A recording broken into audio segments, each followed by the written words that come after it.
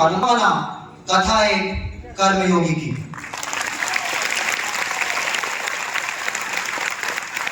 के विरुद्ध तलवार खींच दी। हमारे लाखों लाख भाई बंधु औरतें बच्चे बिना किसी कसूर के मौत के मुंह में झोंक दिए गए। हम चाहते तो बच सकते थे, जैसे अब तक बचते आए, सिर झुकाए, हाथ जोड़े, गुलामी की बेड़ियों में जकड़े हुए। मगर अब और नहीं, इन जंजीरों में कदेश का दम घुटता है। कभी ना कभी तो शुरुआत करनी पड़ती, किसी न किसी को पहली गोली खानी पड़ती। हमें नहीं मालूम कि भविष्य का भारत हमें अपने इतिहास में कितनी जगह देगा, वो हम में से कितनों के नाम याद रखेगा, लेकिन जो गुलामी हमें विरासत में मिली है उसे हम अगली पीढ़ियों तक नहीं जाने देंगे। हमने आजादी का जो ख्वाब देखा है, हम नहीं जानते कि उसका अंजाम क्या होगा। अगर इस ख्वाब की कीमत मौत है तो हमें ये मौत कबूल है।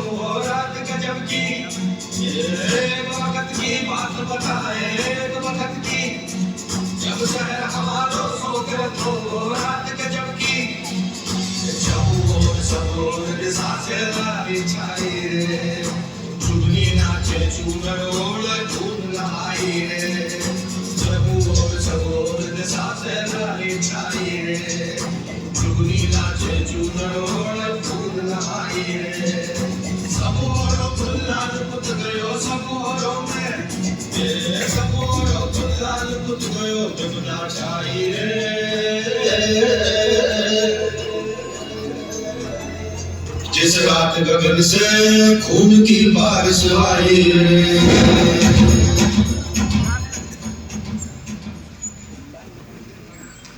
सन 1857 स्वतंत्रता संग्राम की इस विषम परिस्थिति में, जबकि समूचा देश एक बड़े परिवर्तन से जूझ रहा था, अत्यंत स्वाभिमानी पंडित ब्रजनाथ जी का उनके पिता पंडित प्रेमधर जी से दान के विषय पर वैचारिक मतभेद हो गया।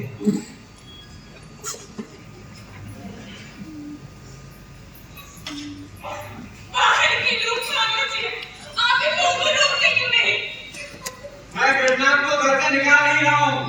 मैं देर से कितना समझा रहा हूँ कि ब्राह्मण का दान लेना शास्त्र सम्मत है, इसमें कोई दोष नहीं। लेकिन पिताजी, मैं इस तरह से तो दान नहीं ले सकूंगा। दान नहीं लोगे तो क्या भूखे रहोगे? क्या कहते हैं आप?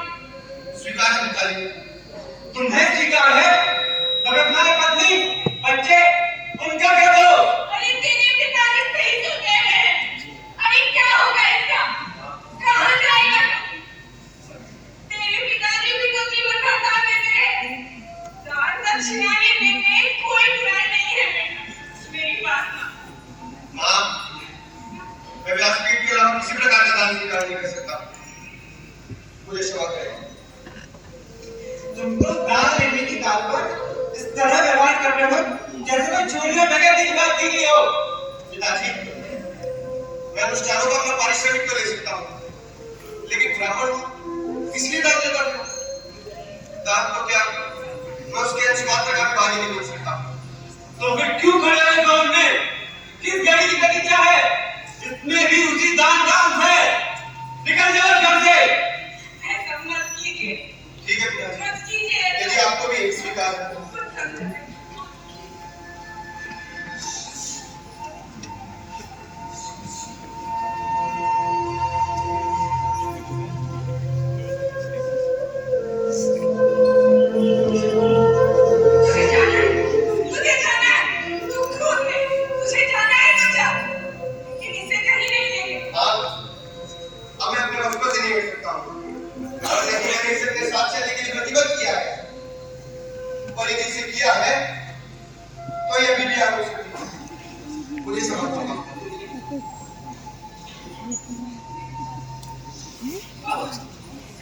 तो समझती है ना? अरे कहाँ जाएगी और निहारूंगे? जानती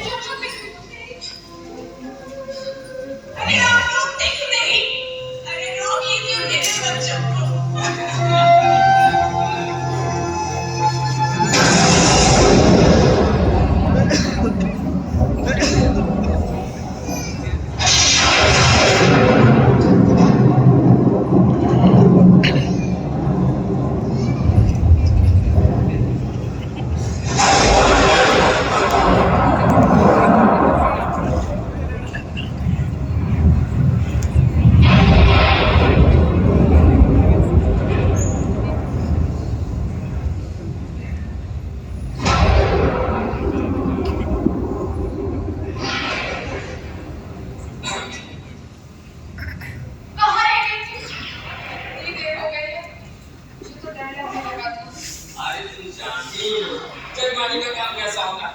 अब जजमान भी वैसे नहीं रहे, छोटी छोटी चीजों के लिए इतनी लचर पचर करते हैं। ये नहीं समझते कि पंडित जो बात बोल रहा है वाजिब भी हो सकती है। अगर आप कीजिए तो बोझ लगाती हूँ। भोजन करती ही करे, सारा दिन एक ही जगह बैठे रहने से हालत खराब हो जाती है। अच्छा जी सुनिए, तो पंडित जी की आपकी कुछ खबर मिली? कौन पंडित जी? अच्छा रघुनाथ पंडित जी। हाँ वही, और कौन? उन्हीं की तो दुल्हन की साइड है। लेकिन सच कहती हूँ, इस माहौल में जब किसी का कुछ होने वाला होता है तो मेरा मन अंदर से उचट जाता है और सोचने लगता है कुछ ना ही हो तो अच्छा। पता है यहीं पड़ोस के घर में उनके बेटों को राष्ट्रों ही बताकर उठाने गए। कहते हैं कंपनी का शासन गया और रानी की सुशासन की सरकार। सुशासन? क्या शासन? और देख राजा, आम जनता को यही तो अनुभव कराता रहा कि अब तक का श्रेष्ठतम शासन, अब तक देश डूबता जा रहा है। अब हम इसका कायाकल्प करेंगे। लेकिन इसी इलाहाबाद में कहीं 1000 वर्ष से तुम भूल गए, हमारे कितने ही रिश्तेदार भाई बंधु बिना कारण जाने के मार दिए गए। और कोई फर्क नहीं है कंपनी के राज में और महारानी के राज में। कंपनी हमें बेवजह लूटती थी और ये महारानी कागज पत्र दिखा के लूटती। बस मुन्ना बहन और उनकी संतान स्वस्थ रहे। हाँ, मैंने इस विषय पर विचार किया। यदि उनकी संतान आज पैदा होती है तो हमारे देश को नई राह दिखाने में मदद करेगी और आने वाली पीढ़ियों के लिए भी मार्गदर्शन करेगा। हाँ बेटा। अरे वाह, अरे रुको, बात तो सुन। ठीक है बेटा, ठीक है। 1857 गदर के करीब 4.5 साल बाद तारीख 25 दिसंबर सन 1861 यही वह ऐतिहासिक दिन है जब इलाहाबाद के लाल डिग्गी मोहल्ले में पंडित ब्रजनाथ एवं मुन्ना देवी के निर्धन परिवार में शिशु मदन मोहन का जन्म हुआ।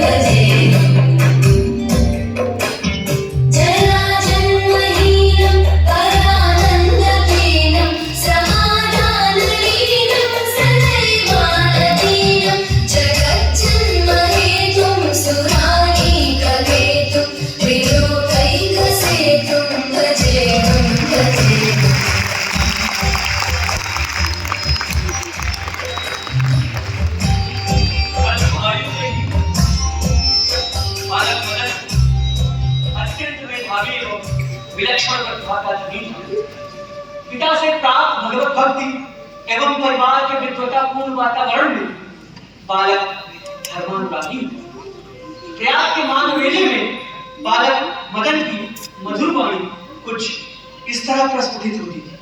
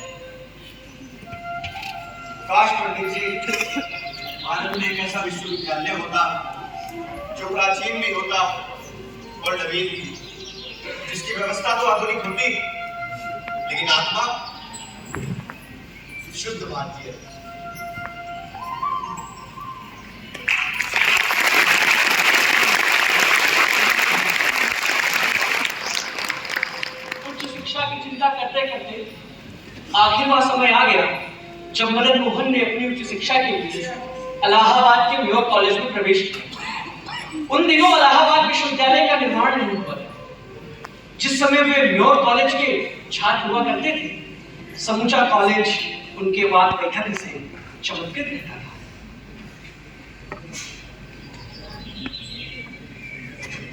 अरे मदन, झलक, मनोहर, कैसे हुए थे? अच्छा, और तुम्हारी स्पीच सुनी भाई, क्या कमाल की स्पीच थी। लोगों को तो तुम्हारी स्पीच इतनी ज्यादा पसंद आई है ना कि सबसे ज्यादा ताकत तेरी स्पीच मेरी बजी है। अच्छा, हाँ मदन, काफी अच्छा बोल रहे। अरे मदन सुन ला, मुझे सबके सामने बोलने में थोड़ा डर सा लगता है। जरा मुझे कैसे बोल लेता है? इसमें डरने की क्या बात है? बस क्यों जी? आज सोसाइटी हॉल में तो 20 देते रहते ना। जी हाँ, बताइए। इंग्लिश अच्छी बोल लेते हो, लेकिन क्या? बात हो रही थी एजुकेशन की, पर तुम लोग बस फ्रीडम की रेट लगाए जा रहे थे। तो एजुकेशन ही तो फ्रीडम का बेस है। कैसे बेस? तत्कर्म यन बंधाए सा विद्याया, यानी कर्म वही है जो बंधन में ना बांधे, विद्या वही है जो ठीक करे। फिर से स्टॉप बोलने वालों से मुझे चिढ़ हो, इसीलिए हम पीछे हैं। पीछे है? कहाँ पीछे है, बताइए जरा। इसकी भी गलती नहीं है, इसने अभी यूरोप थोड़ी देखा है। देखा होता तो इसे पता चलता अभी हम कितने आगे। ये अभी यूरोप से लौटा है। हाँ, लेकिन मैं आज मेरा तो मौका नहीं, जल्द ही वापस लौट जाऊंगा यूरोप। यहाँ की जमानत मुझसे बर्दाश्त नहीं। हाँ, लौट जाइए, हम लोग याद कर जाते हैं।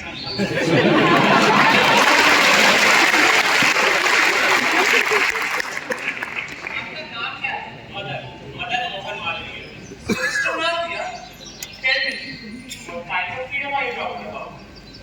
वही जो आपके पास है, हर मनुष्य के पास होनी चाहिए, लेकिन हमारे पास नहीं है। लेकिन एक दिन इसे हम अवश्य लेकर रहेंगे। वाह, मतलब एजुकेशन भी वही थी और फ्रीडम भी उन्हीं से चाहिए। क्या हिपोक्रेसी है। ये तो आप कह रहे हो गोपाल बाबू, मैं तो बस फ्रीडम की बात कर रहा हूँ श्रीमान। अरे शुक्र मनाइए, इन सब की वजह भारत की बड़ी और आप मैं तो बड़े रहते निपट निरक्षर इसी कारण भारत में। मिस्टर मालवीय, ये बात तो आपको भी माननी पड़ेगी कि अगर हमने आपको एजुकेट नहीं किया होता तो कौन सा एहसान कर दिया आपने? आप हम पर शासन कर रहे हैं, हमारी सारी प्रकृति संपदाओं का इस्तेमाल कर रहे हैं। अरे लूट रहे हैं। शिक्षा देना तो आपका धर्म है। अच्छा, और अगर ये नहीं होते तो कौन शिक्षित करता? मैं तो हम कभी से अंधकार में चले जाते। हम कभी अंधकार में नहीं थे। जब ये पशुवत जीवन जी रहे थे, हम दुनिया को ज्ञान का प्रकाश दे रहे थे। ये जो गुरुकुलों और पाठशालाओं का ज्ञान का प्रकाश कर रहे थे, तीन यूनिवर्सिटीज खुद इन्होंने बनवाई। जिस म्योर कॉलेज में आप पढ़ रहे हैं ना, वो भी इन्हीं लोगों ने बनवाया। थोड़ा इसमें थोड़ा सीखिए। और ये बताइए कि हाई एजुकेशन के नाम पे क्या था?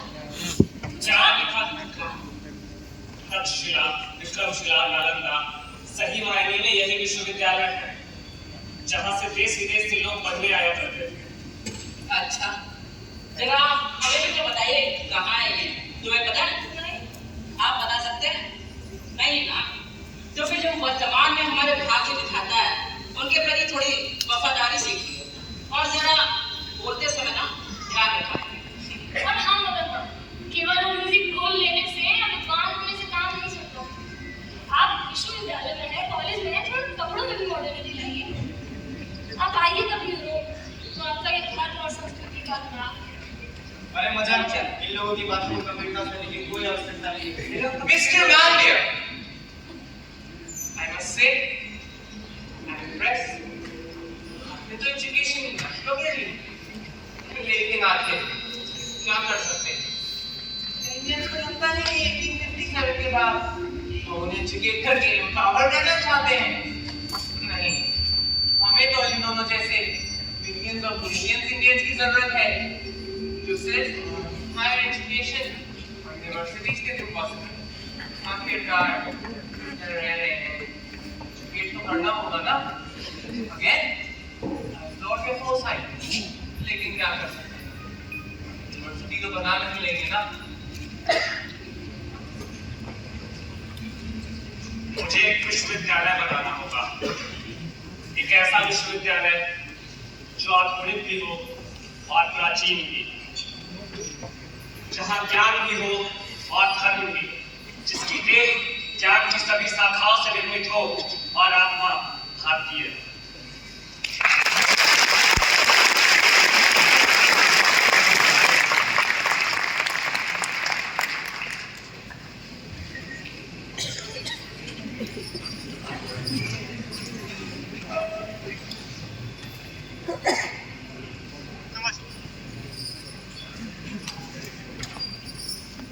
क्या हुआ मदन?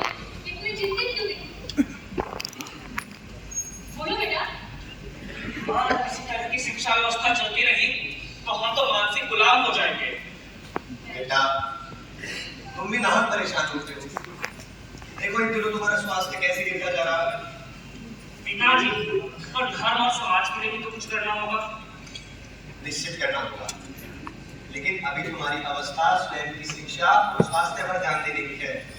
इन सभी के लिए तो अभी पूरा जीवन पड़ा है। चलो हाथ को धो लो, मैं खाना करूँ। जाओ बेटा। लेकिन मां, मैंने कहा जाओ। चलो।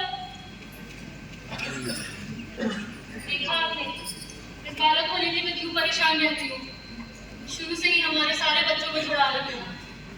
मुझे तो बहुत डर लगता है। कुछ कीजिए। तुम भी व्यर्थ में परेशान होती हो, इसमें डरने वाली कोई बात नहीं है। आप हमेशा यही कहकर निश्चित हो जाते हैं। माँ नहीं है ना, कैसे समझेंगे? आप मदनगिरी नंदलाल जी वाले रिश्ते के बारे में क्यों विचार कर रहे हैं? मिर्जापुर वाले का हाँ, मिर्जापुर वाले। गजाधर भाई कह रहे थे उन्होंने फिर कर प्रस्ताव दिया। उन्हें तो हमारा मदन बहुत पसंद है और बहुत प्रभावित भी है वो उससे, इसलिए पुनः प्रस्ताव भेज रहे हैं। क्या नाम है उनकी पुत्री का? कुंदन। गजाधर भाई कह रहे थे कि जैसे संबंधिता और शुभ में बनी है, वैसे ही सुंदर और सुशील कन्या। उन्हें तो हमारा मदन बहुत पसंद है। बस आपकी स्वीकृति की कमी है। अरे भाई, उन्हें हमारा मदन पसंद है और तुम भी इस विवाह के लिए तैयार हो, तो मैं क्यों बाधा करूंगा? कर लिया जाए भाई विवाह।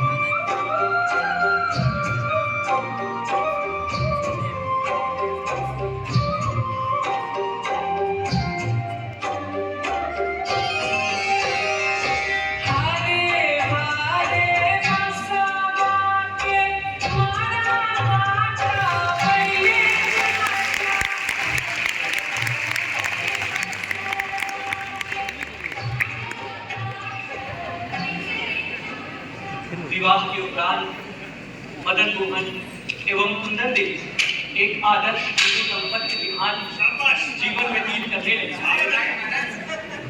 संपन्नता में बड़ी बड़ी कुंदन देवी मालवीय परिवार एवं समृद्ध थे।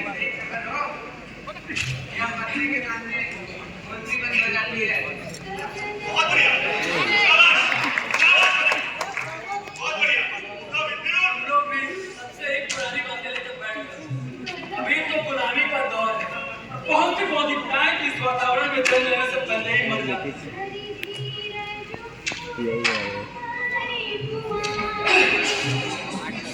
आज सबसे महत्वपूर्ण वस्तु है मदन, इसकी कोई बात ही नहीं करता। सामाजिक संरचना तो पहले ही खो चुके, इसीलिए हम अभी तक गुलाम हैं। तुरंत किसके कारण हम गुलाम बने, इस बात से मैं सहमत नहीं हूँ। क्योंकि जब हम गुलाम बने, हम समृद्ध थे, सुसंस्कृत थे, तूने भी हम गुलामी की जंजीरों में जकड़ गया ना। बहुत बढ़िया, शाबाश। तुम्हारे मस्तिष्क में इसके लिए क्या विचार है?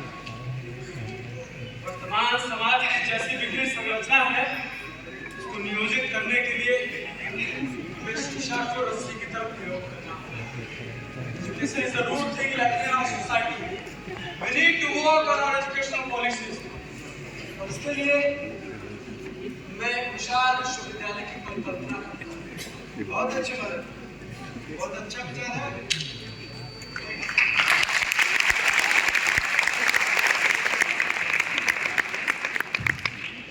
इन दिनों मदन मोहन मालवीय अपने पिता की तरह देश और समाज पर समर्पित होना चाहते हैं, लेकिन परिवार की परिस्थितियां इसकी अनुमति नहीं देती।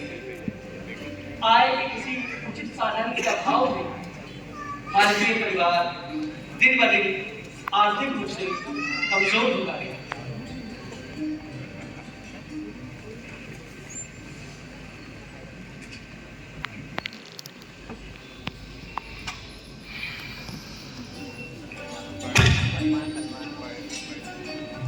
भैया तो मदन, जी भैया अब बताइए, क्या विचार है? किस प्रयोजन में भैया? अरे भाई, नौकरी के विषय में अब स्नातक के बाद और क्या हो सकता है? जी भैया, किंतु मैं अभी सोच रहा हूँ संस्कृत से परास्नातक करूँ, तथा राष्ट्र और धर्म के लिए कुछ करूँ। नौकरी करना मुझे बहुत साधारण कार्य लगता है और उसमें व्यक्तिगत स्वतंत्रता भी चली जाए। विचार तो अच्छा है मदन, लेकिन भोजन बन गया, मदद करके डाल। जी अब मैं क्या ही तुम्हारे से? क्या बात है माँ? अरे कुछ नहीं मदन। कोई बात हो गई है? नहीं, माँ कौन से ऐसे तुम बात? आप लोग कुछ छुपाने की नहीं, काजी, प्रणाम। सुखी रहो। भैया प्रणाम। और मदन, कैसे हो? देखिए ना भैया, अभी ये लोग कुछ कुछ फुसलाहट कर रहे थे, मेरे पूछते ही चुप। मदन, पिताजी आजकल अस्वस्थ रहते हैं और उनके लिए कथा प्रवचन में भी जाना संभव नहीं रह गया। और तुम तो जानते ही घर की आमदनी की नगण्य हो गई है। मदन, जी मैं जिस गवर्नमेंट हाई स्कूल में हेड पढ़ती हूँ, वहाँ अंग्रेजी के अध्यापक का एक पद खाली है। तुम्हारी अंग्रेजी भी बहुत अच्छी है, मेरे हिसाब से तुम्हें कोशिश करनी चाहिए। मैं फरमाइश भी कर दूंगा, वेतन भी ठीक है, 40 रुपए प्रति माह। लेकिन भैया नौकरी करना मेरे से। जैको भी ठीक ही तो कह रहे, तुम कर लो ये नौकरी। माँ, अब कुछ मत कहो, तुम्हारा मदन नौकरी कर लेगा।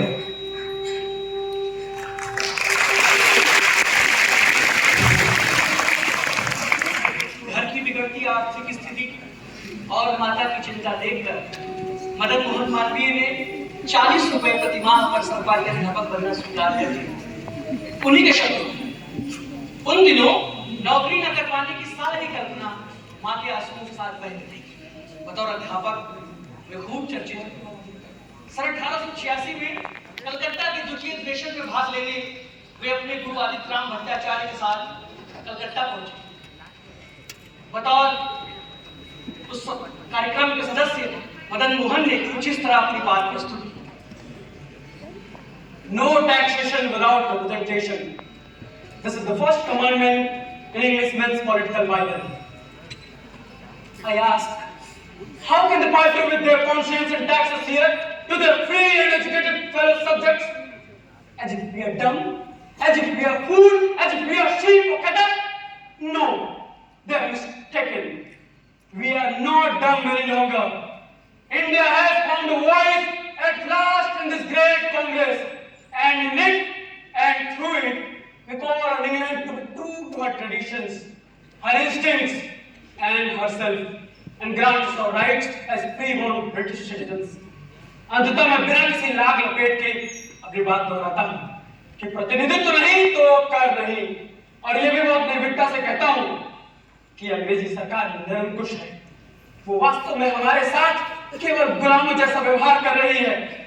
और इस प्रश्न को उठाते हुए अपनी बात समाप्त करता हूँ कि जब प्रतिनिधित्व का अधिकार हर शिक्षित स्वतंत्र ब्रिटिश प्रजा को है, तो ये अधिकार हम भारतीयों को क्यों नहीं? धन्यवाद। वेदनाथ जी, इस नवयुवक की वाणी में स्वयं भारत माता मुखर हो रही है। दादा भाई, मैं ईमानदारी से कहता हूँ कि ये भाषण मेरे अब तक सुनी हुई सब भाषणों में सबसे अच्छा है। आज का दिन बहुत ऐतिहासिक है। मदन मोहन की ये स्पष्ट वादिता भविष्य भारत की राजनीतिक नींव है। आपका क्या कहना है मदन रामपाल जी? दादा भाई, मैं तुम्हें सब अद्भुत रूप हो समृद्ध भाषा प्रवाह।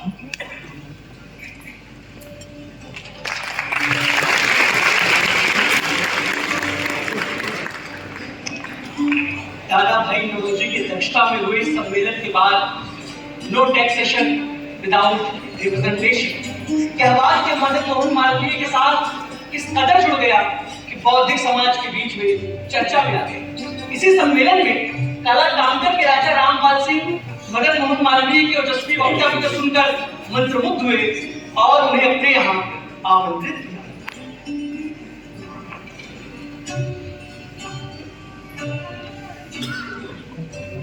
आइए पंडित जी, मैंने आपको कष्ट दिया। बिल्कुल नहीं राजा साहब, आप जैसे व्यक्ति के संगठन में मेरी सौभाग्य की बात है।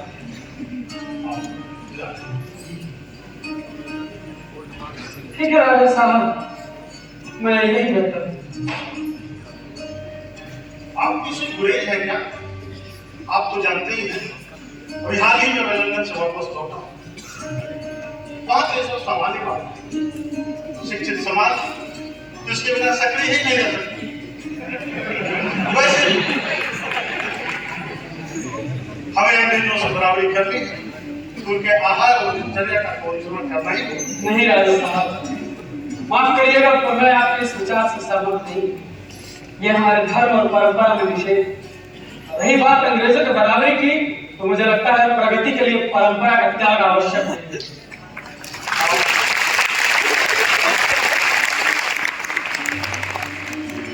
आप नाराज न हो पंडित जी। पूछिए।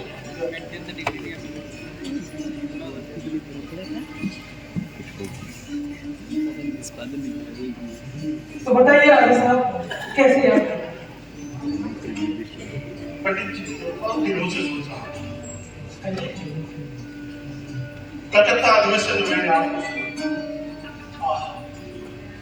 अद्भुत उद्बोधन, समृद्ध भाषण। तभी से मैं सोच रहा था कि आपसे ये तो आपका स्नेह है राजा साहब। आप तो जानते ही कि जब मैं लंदन में था तो वहां से हिंदुस्तान पत्र का संपादन कर रहा था। जी। मेरे साथ ही पत्र का संपादन काला कागज हुआ। इस पत्र के संवर्धन में जैसी उम्मीद मुझे थी वैसा नहीं हो पा रहा। तो पंडित जी, आपसे निवेदन है, इस पत्र के संपादन का काम आप चुकाते हैं। धन्यवाद राजा साहब कि आपने मुझे इस योग्य समझा, किंतु मुझे स्वयं के लिए संभव नहीं लग रहा।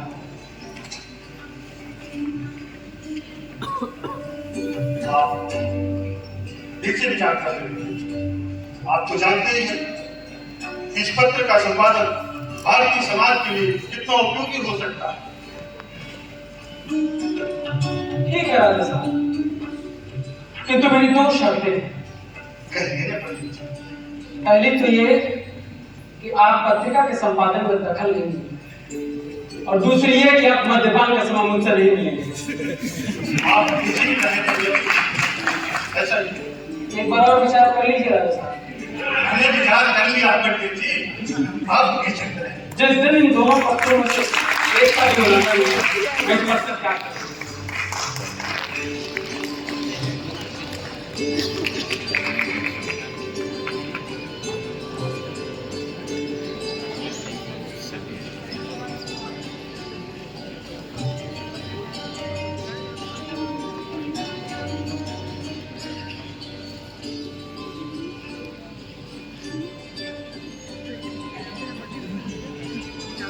पंडित जी, अरे राजा साहब, आप कोई बात नहीं। आप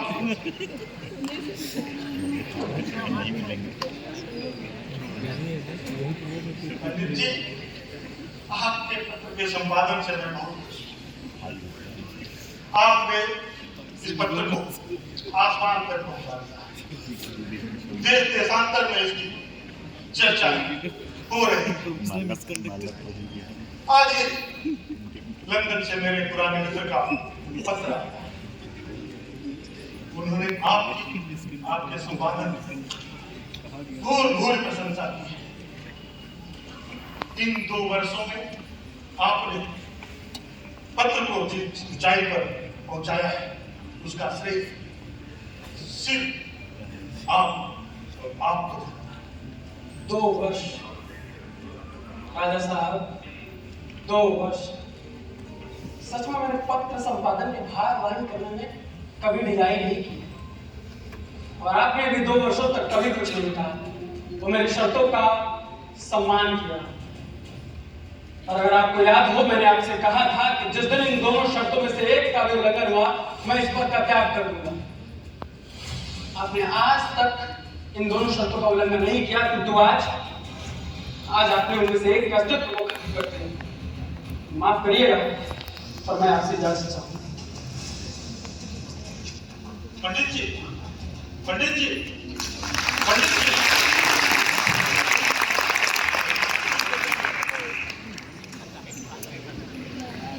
राजा रामपाल सिंह को स्वयं के वादे के टूट जाने का गहरा मलाल। उन्होंने मालवीय जी से न केवल माफी मांगी, बल्कि उन्हें वकालत पढ़ने और इससे संबंधित सारा खर्च वहन करने का आग्रह किया। सन 1891 में मालवीय जी ने वकालत की परीक्षा पास की और बतौर वकील 2 सालों तक सेशन कोर्ट में और 1 साल तक हाई कोर्ट में प्रैक्टिस करना शुरू कर दिया। जिन दिनों उनकी वकालत शिखर पर थी, एक घटना घटी।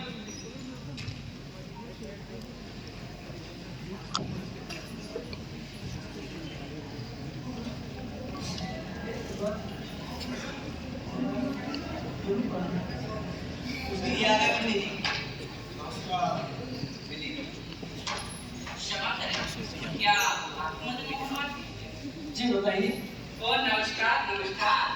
बहुत तारीफ सुनी आपके दर्शन करके मैं तो धन्य हो गया। वैसे मैं आपको ही ढूंढ रहा था और देखा भी था, पर इस वेशभूषा में कोई वकील भी हो सकता है, ऐसा मैंने सोचा ही नहीं था। बस इसलिए आपसे पूछना चाहता। वैसे मैं आपकी इस वेशभूषा का कारण जान सकता हूँ? हमारा जैसा मैं समझते हैं, और आप स्वयं विचार कीजिए ना, इज्जत और न्याय के लिए अदालत में करते हुए लोग काला जोड़ा पहनते हैं, कितना हास्यास्पद है। स्वयं विचार नहीं होते। इतनी गर्मी में काला रंग पहनना कहाँ तक तार्किक है? वो भी भारत जैसे देश में जहाँ की जलवायु यूरोप जैसी ठंडी नहीं है। ओह, क्या अदालत में लहर दौरान नहीं बोल रहे। क्या मैं आपको इस वस्त्र में ठीक नहीं करता? अरे नहीं, बस पूछ रहा। बात यह है कि काला कपड़ा हमारे सनातन परंपरा में अशुभ माना जाता है। न्यायालय एक प्रकार का धार्मिक स्थल है, जहाँ मैं अपने धर्म और परंपरा के साथ आना ही उचित समझता हूं। वाह, अद्भुत है हमारा। बताइए किस प्रयोजन से आना होगा? क्या बताऊं आपको, मैं बहुत बड़ी मुसीबत। जब अब तो बस आपका ही चाहता। जो भी है विस्तार से बताइए। दरअसल बात यह है कि शुक्ला की है।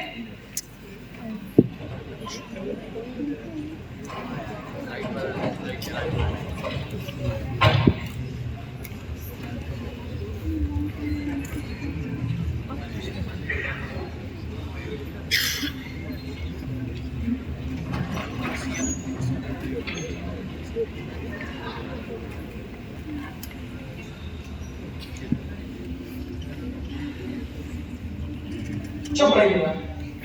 महाराज समझदारी से कहा। मैं कहता हूँ आपने अपना दोष मुझसे क्यों छुपाया? क्योंकि मैं जानता था कि अगर आप जानते कि मैं ही दोषी हूँ, तो आप मेरा केस कभी लेते ही नहीं। दोषी को दंड मिलना ही धर्म। वैसे भी प्रयाग में हजारों होती है, तुम्हें उनके पास चले जाना चाहिए। और तुम मेरा धर्म भ्रष्ट करना चाह रहे थे? महाराज 90% केस तो हम पहले ही जीत चुके हैं। अब तो बस जब के दिन आप मुझे जो भी रहेंगे, तुम बड़े आराम से जीत जाएंगे। यह असंभव है, तुम्हें दंड भुगतना होगा। देखिए, मैं तो यही कहूँगा, आपको जितने रुपए चाहिए, मैं उतने दे। बोलिए। दफा हो जाइए। एक बार जरा फिर सोचेगा, कहीं आपको बताना ना। मैं कहता हूँ यहाँ दफा हो जाइए। शांत हो जाइए, आप बैठिए। अधर्म के मार्ग पर ले जाता है। अच्छा, अब मैं समझी क्यों आप घर से इतने चिंतित हैं। अरे वो दोषी है, उसे दंड मिलना चाहिए। ये बात तो नहीं लगता कि उसकी पैरवी कौन कर रहा है। इसीलिए तो वो आपके पास आया, ताकि वो ये केस ना हारे। यही तो समस्या है इस न्याय प्रक्रिया की। जो सक्षम है किसी कुशल वकील की फीस भर सकता है, वो हमेशा विजयी रहता है। इस न्याय प्रक्रिया में निर्बल को न्याय ही नहीं मिल सकता। ठीक ही कहते हैं आप। शक्ति और धन के बल पर न्याय पाने की ये प्रक्रिया तो अधर्मी है।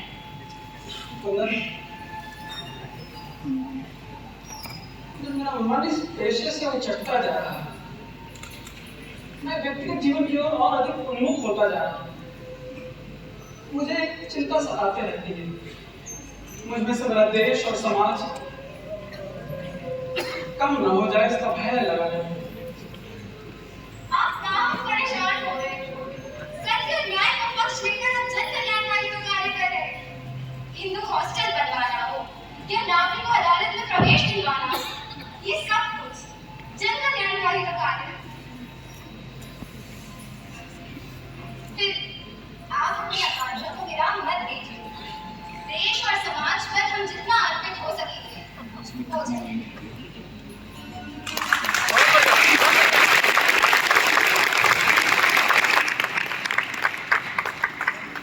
इस घटना का मानवीय जी पर गहरा प्रभाव पड़ा। वकालत के पेशे से उनका मन खिन्न हो गया। इसी बीच वे अपने बचपन के स्वप्न और विराटतम लक्ष्य यानी विश्वविद्यालय के निर्माण के स्वप्न को लेकर काशी नरेश के लिए बनारस पहुंचे।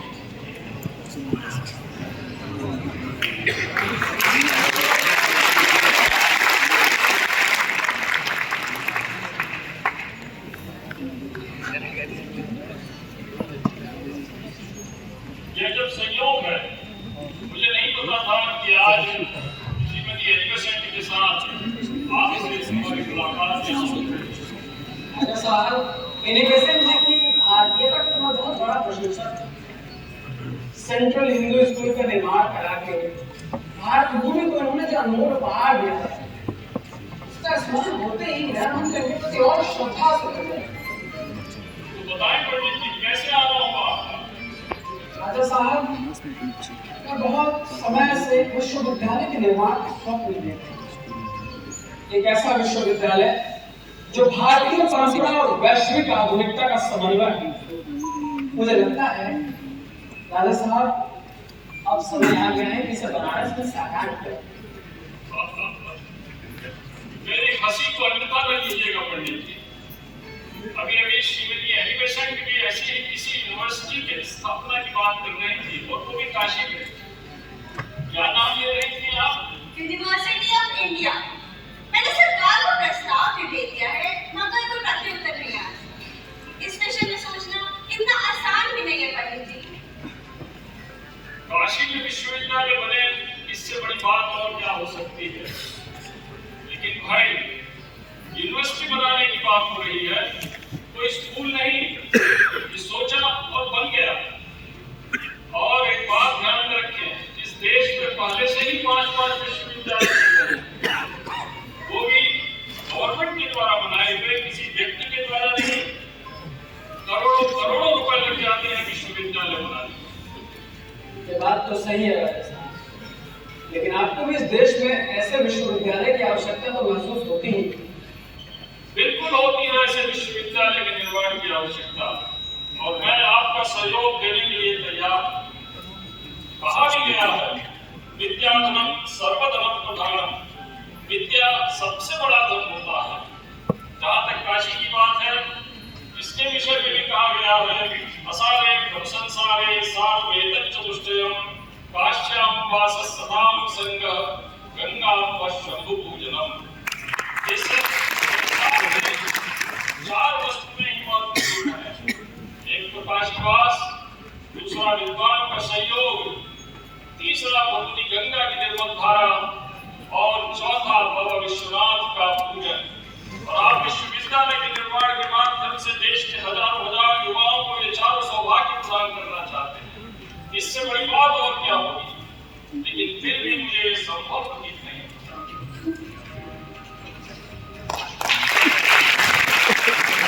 लेकिन मालवीय जी में हमेशा से कुछ विशेष था।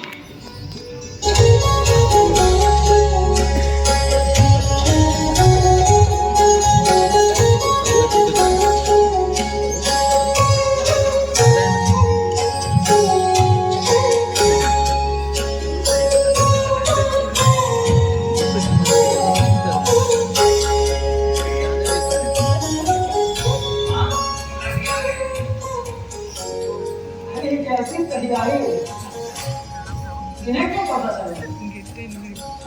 मैंने खबर भी दिला दी थी। आसपास के लोगों ने बधाइयां देना आरंभ कर दिया था और रानी की ओर से तो स्टैंडर्ड बस रानी भी आ चुका है।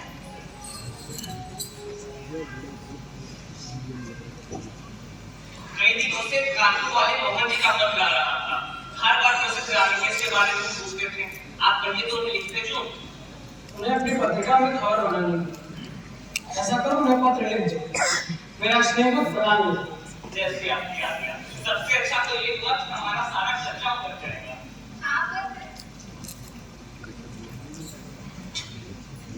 मैं तनिक आराम से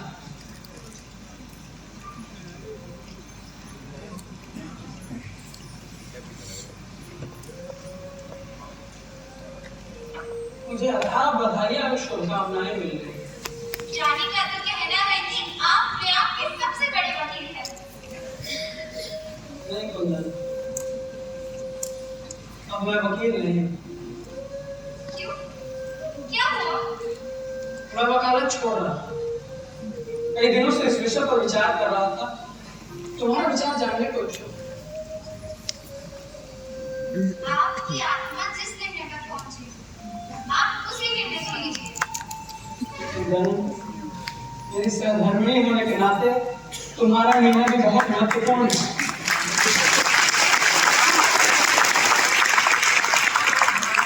घर परिवार की जिम्मेदारी, भोजन, भजन, तक सारी व्यवस्थाएं इसी पेशे से जुड़ी हुई हैं। कई दिनों से मैं सोच रहा हूँ के साथ मैं वो नहीं कर पा रहा हूँ जो मेरी अंतरात्मा चाहती है, जो मेरा मन चाहता है, जो मैं इस देश के लिए करना चाहता हूँ, वो मैं इस देश के साथ नहीं कर पा रहा हूँ। आप घर परिवार के विषय में सोचकर संकोच ना करें। राधा मान तो प्रैक्टिस करने लगा, सब व्यवस्थित हो जाएगा। आप ईश्वर की इच्छा मानकर निर्णय लीजिए। देश और समाज के सम्मुख परिवार और पत्नी कुछ भी नहीं। अब आप परिवार की सारी चिंता मुझ पर छोड़ दीजिए। मैं आपके प्रत्येक निर्णय में आपके साथ हूँ।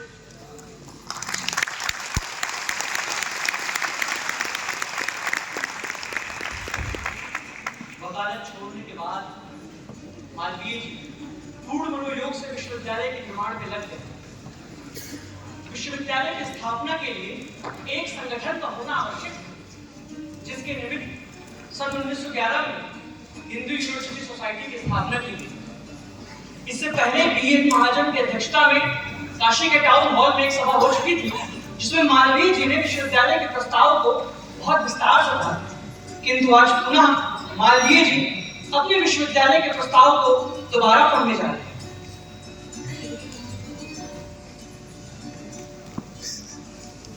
यह विश्वविद्यालय भारतीय संस्कृति के पुनरुत्थान का आधार है। आपका मदन मोहन मालवीय।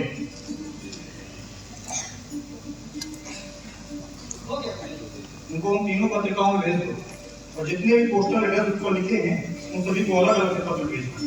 जी। अरे धन्यवाद जी। आए नमस्कार। कैसे हैं? सीरियस? धीरे धीरे पूरा देश की गंभीरता से लेता है। मैं तो कम से कम इसे सीरियसली नहीं लेता। और ये कहने आया था कि आप अपने वकालत जैसे पैसे को जरा सीरियसली लीजिए। इलाहाबाद जैसे बड़े शहर का आपका इतना बड़ा नाम और अपने पैसे से ऐसे मुलाजिम का पैसे की महत्ता में कुछ समझता हूँ, लेकिन मेरा हृदय कह रहा है ये विश्वविद्यालय बनना ही चाहिए। वैसे अगर ये बेलौना विश्वविद्यालय आपका बन भी जाए इससे बड़ी हैरानी वाली बात मेरे जीवन में कुछ होगी नहीं। क्योंकि ऐसे खिलौना मत कीजिए, इससे मेरी आत्मा जुड़ी हुई है। Sorry for this, Mr. Marvin, but I did not mean to hurt you. नहीं सिंगलवार जी, मैं आपको ऐसे नहीं छोड़ूंगा।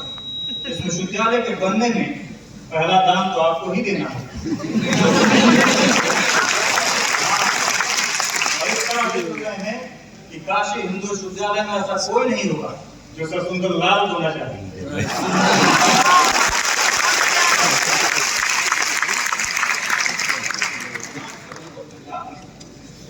अच्छा, ये बातें अरे नमस्ते, इनके जाने की व्यवस्था कैसे सुनिए,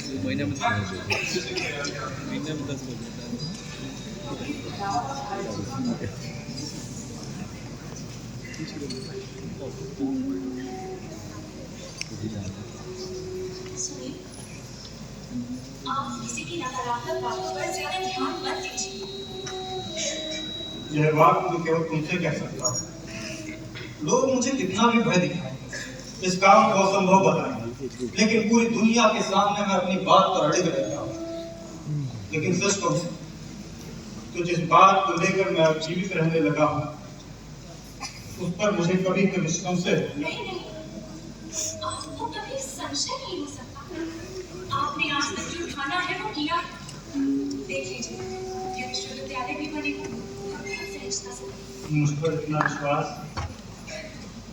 तुम्हें अपनी पत्नी के रूप में पाकर मैं बहुत समृद्ध हुआ।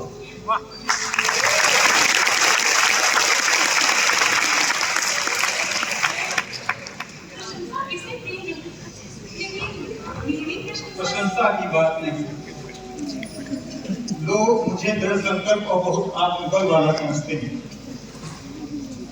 लेकिन मैं कौन बताए इस आत्मबल के पीछे किसका समर्थन करना।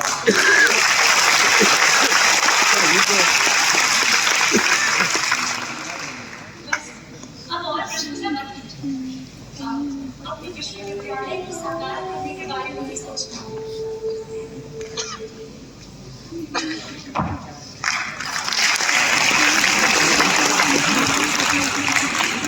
जहाँ वेद वेदांत स्मृति दर्शन इतिहास तथा पुराणों की शिक्षा दी जाए, ज्योतिष विभाग में एक ज्योतिष संबंधी तथा अंतरिक्ष संबंधी एक वेधशाला भी निर्मित की जाए, आयुर्वेदिक विद्यालय जिसमें प्रयोगशाला हो तथा वनस्पति शास्त्र के अध्ययन के लिए एक उद्यान भी हो, एक सर्वोत्कृष्ट चिकित्सालय तथा पशु चिकित्सालय की स्थापना की जाए, रसायन शास्त्र, भौतिक विज्ञान, गणित विभाग। यह योजना सभी शासकों, संभ्रांतों, धर्माचार्यों, शिक्षाविदों एवं नेताओं के विचारार्थ प्रस्तुत। इससे पहले कि हम अपने हिंदू सोसाइटी का गठन करें, हमें उनके पदों का चयन कर लेना चाहिए। मैं कुछ निवेदन करना चाहती हूँ पंडित जी। जी कहिए। मैंने बहुत पहले काशी में यूनिवर्सिटी ऑफ इंडिया बनाने के बारे में सोचा था। अब जबकि काशी हिंदू विश्वविद्यालय साकार होने जा रहा है, तो यदि आप मेरी इस योजना को अपने विश्वविद्यालय में शामिल कर दें तो बहुत अच्छा हो जाएगा। आप इस भारत भूमि की देवी हैं। मैं अत्यंत हर्ष के साथ आपके इस प्रस्ताव का स्वागत करता हूँ। पंडित जी, मैं काफी समय से संकोच कर रहा हूँ। अब उसकी शुरुआत हो गई है तो आप सबके समक्ष प्रस्तुत करने की आज्ञा चाहता हूँ। कहिए नारायण।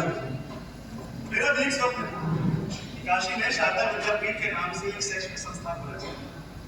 काशी हिंदू विश्वविद्यालय के सामने अपना कहना है, क्यों न इसे भी इस परियोजना में शामिल कर दिया जाए। मैंने आज तक शारदा विद्यापीठ के लिए जितना उपयोग किया है, मैं सब कुछ काशी हिंदू विश्वविद्यालय के निर्माण में समर्पित कर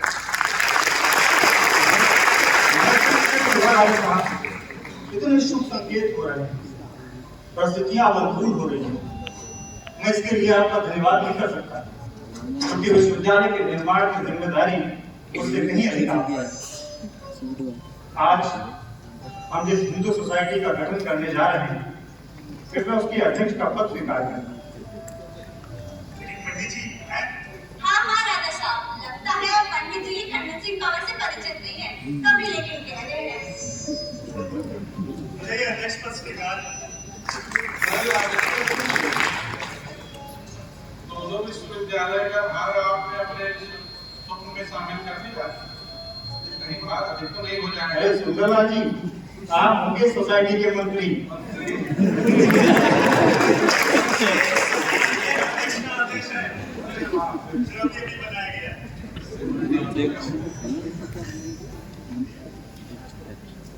सोसाइटी का गठन तो हो गया, अब हमें अगला कार्य क्या करना?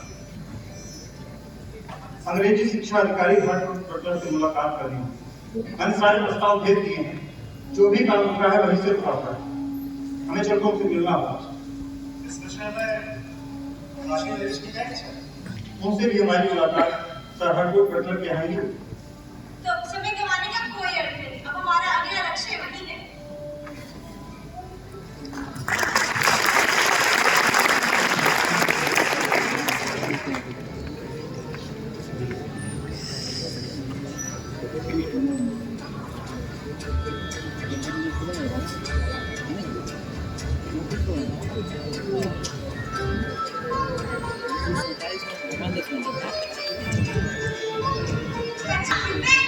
ये तो बहुत ज्यादा है। मैंने अपने गेम से पूरा ट्रैक कर लिया। वाइसरॉय लॉर्ड हार्डिंग से मिस्टर मार्वे की यूनिवर्सिटी के विजन को डिस्कस भी किया। इज सो हैप्पी, बट इससे कम रुपए बिल्कुल भी पॉसिबल नहीं। आपको 50 लाख रुपए जमा करने ही हों। मिस्टर बटलर, आप तो जानते ही हैं, इतने रुपए हमें यूनिवर्सिटी बनाने के पूर्व जमा करने पड़े। यूनिवर्सिटी के लिए तो भी हमें नए से ऐसे करोड़ों रुपए जुटाने होंगे। इस आधार पर कुछ रियायत। I'm sorry ma'am, that's government's wish. हमें स्वीकार। Great. तो आप इसका अरेंजमेंट करें। गवर्नमेंट की बाकी शर्तें हम आपसे बाद में शेयर करेंगे। शर्तें कैसे सर? क्या सरकार नहीं चाहती कि विश्वविद्यालय बने? नो सर, गवर्नमेंट तो यूनिवर्सिटी के बनने से बहुत खुश है, लेकिन अगर इस देश में कुछ भी होगा, ब्रिटिश गवर्नमेंट्स के रूल्स के अकॉर्डिंग होना चाहिए। मिस्टर बटलर, विश्वविद्यालय को जितने धन की आवश्यकता होगी मैं दूंगा। अब और तो अन्य समस्या नहीं होनी चाहिए आपकी सरकार। मिस्टर मालवीय के प्रोजेक्ट के लिए जितनी जमीन चाहिए काशी में वो कैसे मिलेगी? आपको पता है ना मिस्टर मालवीय का प्रोजेक्ट कितना ह्यूज है, एंड काशी नरेश तो मुझे आपके साथ दिख नहीं रहे। I'm having doubts. क्या वो आपको इतनी जमीन देने के लिए तैयार हैं? आप तैयार हैं?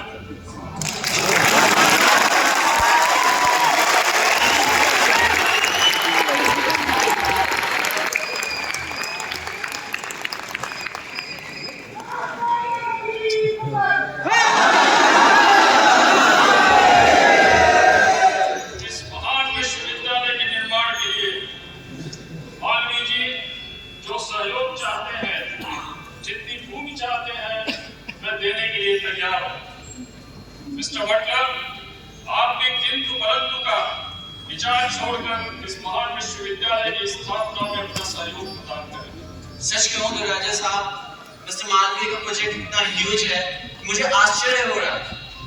I thought ये असंभव है। मिस्टर बटलर, आश्चर्य और असंभव में अंतर होता है। अपने सामर्थ्य के बाहर की किसी वस्तु को यदि हम चाहते हैं तो उसमें आश्चर्य होता है, लेकिन इसका मतलब ये नहीं कि वो असंभव हो। जब मालवीय जी ने अपनी इस महान योजना के बारे में मुझे बताया था, मुझे भी हैरानी हुई, लेकिन मालवीय जी इतने महान मन के हैं कि वे यदि कोई संकल्प कर लेते हैं तो उसका पूरा होना निश्चित है। इसलिए सरकारी नियम अलग है। मेरा आपसे व्यक्तिगत निवेदन है कि आप इस महान विश्वविद्यालय की स्थापना में हमारा सहयोग करें। बेशक राजा साहब, मेरा एंड से आप निश्चिंत हैं, पर एक बात मैं पर्सनल लेवल पर आप सबसे शेयर करना चाहता हूँ। हाल ही में हो रहे प्रोटेस्ट से गवर्नमेंट बहुत सजग है। इंडियंस और स्पेसिफिकली भारतीयता से उसे बहुत दिक्कत, और आपके यूनिवर्सिटी के बोर्ड में ही भारतीयता, इसीलिए ये काम इतना भी आसान नहीं होने वाला। इस बात का आश्वासन मैं आपको देता हूं, आपको किसी बात से परेशान होने की जरूरत नहीं है। बहुत खूब कहा विष्णु सिंह जी, बहुत खूब कहा। मिस्टर बटलर, अब आप इस विश्वविद्यालय की स्थापना में वाल्मीकि जी का सहयोग करें। अब हम चलते हैं।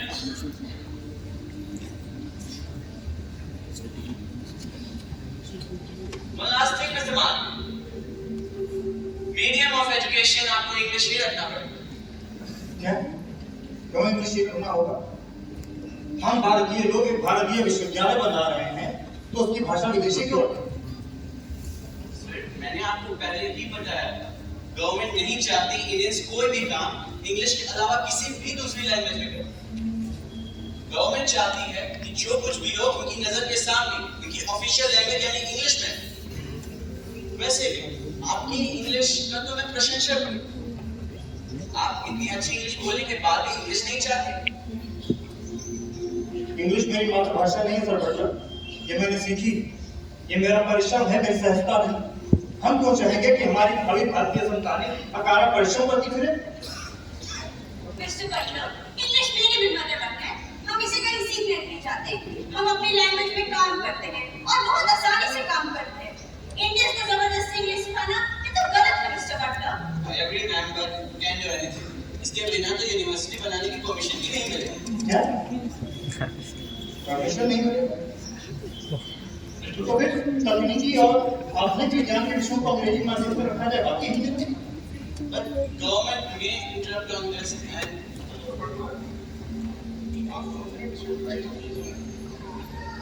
fine, मैं कुछ करता हूँ। But I'm having a curiosity. आप इतने सारे पैसे कैसे जमा करेंगे? उसकी चिंता आप ऊपर छोड़।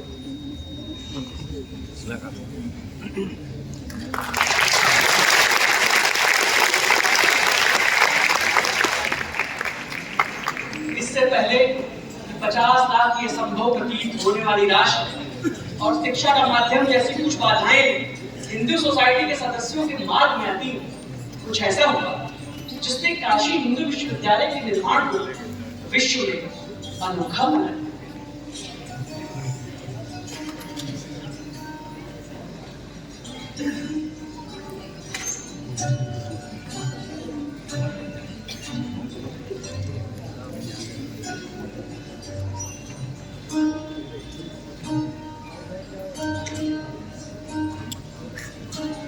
आमना जी, मैं भी गरियों के इसी विश्वविद्यालय में पढ़ना चाहती हूँ।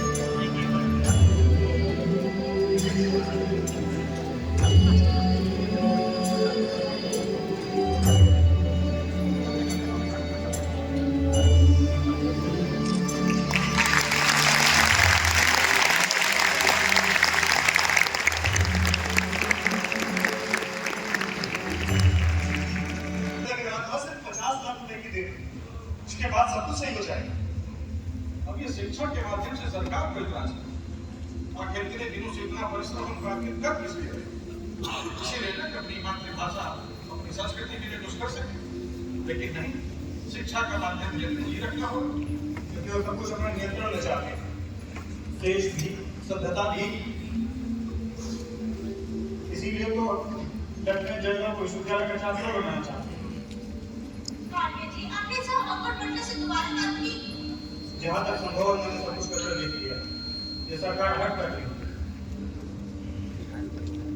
दाताओं ने ये कहना आरंभ कर दिया है कि अगर विश्वविद्यालय नहीं बनाया जा रहा है तो उसके धन को किसी और विरोध कार्य काम में इस्तेमाल किया। नहीं, पिछले 10 वर्षों से हम जिस छात्र कक्षा में उसके इतना नजदीक आकर पीछे हटना पाप है। आज जिस सोचनीय परिस्थिति में हम हैं, ऐसी परिस्थिति फिर कभी न बने, इसलिए भी आवश्यक है काशी हिंदू विश्वविद्यालय। जी, तो क्या हमें भी समझौता करना होगा? अपने धर्म, परंपरा और भारतीयता को बचाने के लिए, शिक्षा की अखंड ज्योति जलाने के लिए मैंने बहुत पहले संकल्पना ली, और उसी संकल्पना को पूरा करने के लिए हम देश के कोने कोने तक घर घर भिक्षा मांग असंभव लगने वाली 1 करोड़ की राशि भी जुटाई। अब यदि किसी भी कारण से विश्वविद्यालय के बनने में कोई बाधा आती तो उन तमाम विद्यार्थियों के प्रति अन्याय होगा जो तुम्हें वर्षों से मेरे मस्तिष्क में भविष्य के भारत के प्रतिनिधि बनकर विकसित हो रहे थे। हाँ, मैं करूंगा समझौता, लेकिन ये मदन मोहन मालवीय काल की दीवार को भेद कर भविष्य के उन विद्यार्थियों को यह बता देना चाहता है कि मैं इसलिए समझौता कर रहा हूं कि भविष्य में तुम अपने मूल्यों और आदर्शों के साथ समझौता न करो।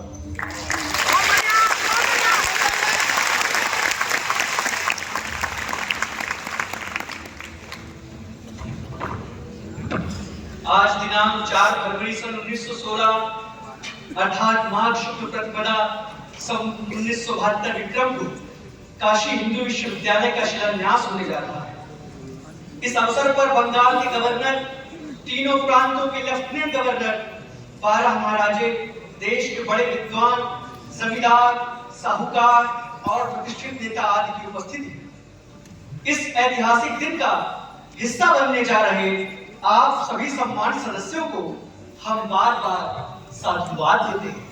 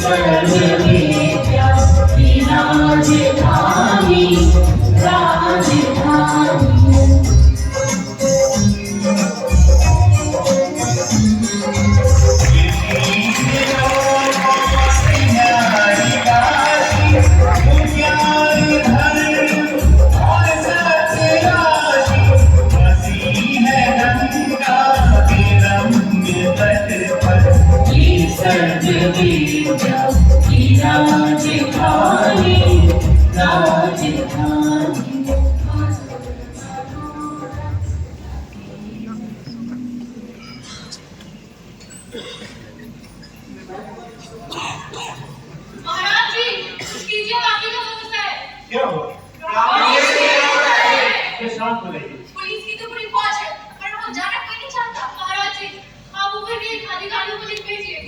मैंने ऊपर के अधिकारियों को लिख भेजा है, वो जल्दी ही इसका समाधान करेंगे। बाबूजी, बच्चों भैया ने मगर शेर को मार दिया। पूरे बनारस में ये काम केवल बच्चों ही कर सकता है। आज से पूरा बनारस उसे शेर बनारस के नाम से जानेगा।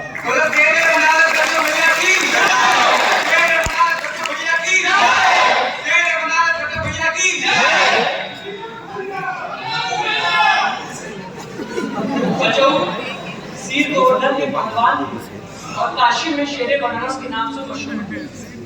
बात इन दिनों की है जब महामना कैंपस के प्राचीन निर्माण को लेकर थोड़े चिंतित रहते हैं। दरअसल कुछ गुंडों ने बीएचयू की जमीन पर कब्जा कर लिया। महामना ने उन्हें प्यार से समझाया और कानूनी तरीके से अपनी बात रखने की सलाह दी। एक दिन जब महामना और बचऊ कैंपस का भ्रमण कर रहे थे तब अरे बच्चों, अब तो मुझे एक छुट्टी से भी अकेला नहीं छोड़ते। अधिक से अधिक कोई क्या करेगा? नहीं भैया, इस बच्चों के होते हुए पूरे बनारस में आपका कोई बाल भी बांका नहीं कर सकता है।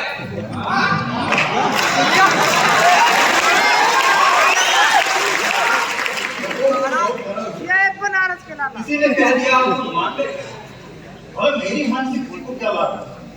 भैया, जिस काम को करने का बीड़ा आपने उठाया, ना केवल आने वाली पीढ़ी के लिए, वर्तमान पीढ़ी के लिए बहुत आवश्यक है। मैं चाहता हूँ कि यहाँ के लोग विश्वविद्यालय की महत्ता को समझें। तुम विश्वविद्यालय की महत्ता को कैसे समझते हो? मैं पहलवान आदमी दूर दूर अखाड़ों में दंगल लड़ने जाता हूँ।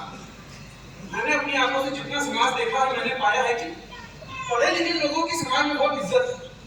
अगर हर कोई पढ़ा लिखा रहेगा तो सबको एक दूसरे की इज्जत करेंगे, क्यों भैया?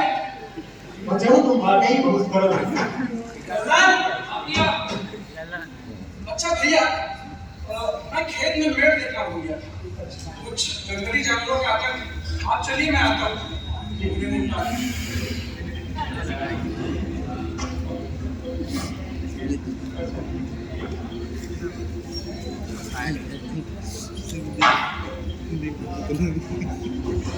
जो कोई भी टायरों की तरह छुपा है, सामने आओ।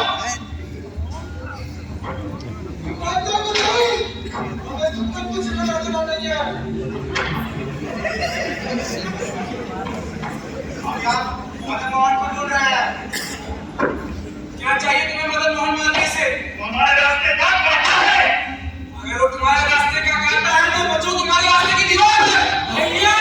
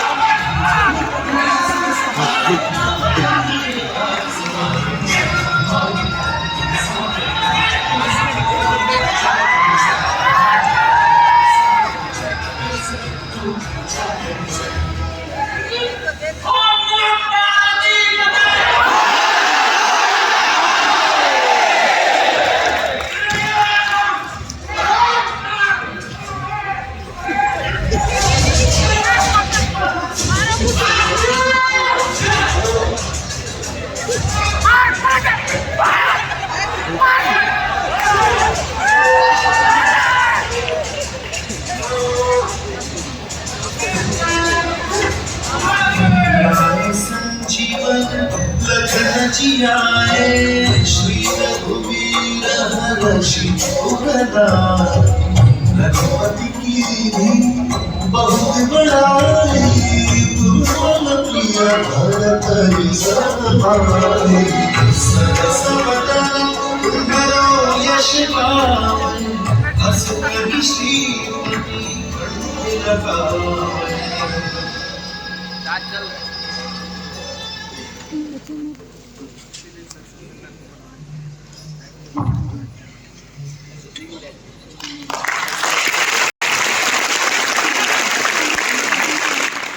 विश्वविद्यालय संचालन के साथ साथ महामना ने राष्ट्रीय कार्यों में भी सक्रिय रहे। 19 मार्च 1919 को अंग्रेजी सरकार ने कानून पारित किया जिसे रॉलेट एक्ट के नाम से जाना गया। इस कानून में किसी भी भारतीय को बिना मुकदमा चलाए जेल में बंद कर सकने का प्रावधान। इस काले कानून के खिलाफ उन दिनों देश भर में जुलूस हो रहे थे। तारीख 13 अप्रैल बैसाखी का पर्व, स्थान जलियांवाला बाग। आज मैं शादी ने सोच जिथे पूरा पंजाब खुशियां मनाना है मगर अंग्रेज कानून से खुशी बर्दाश्त नहीं देश विच डॉलर बैक वर्गे काले कानून ला जा रहे हैं जिसका एक ही मकसद था साडी आजादी ਨੂੰ मारने का साथ विच इन्होंने प्रावधान है जो कहते हैं कि एक थार में 4 लोग खिलवा नहीं सकते निकाले कानून साडी आजादी ਨੂੰ फाड़े है क्या कारण है सर मुझे शुरू लोग सत्ता करके गिरफ्तार होना मैं तो कहते सिनेमा भेजा तो क्यों भेजाओ क्यों तो भेजाओ ये अंग्रेज नहीं जानते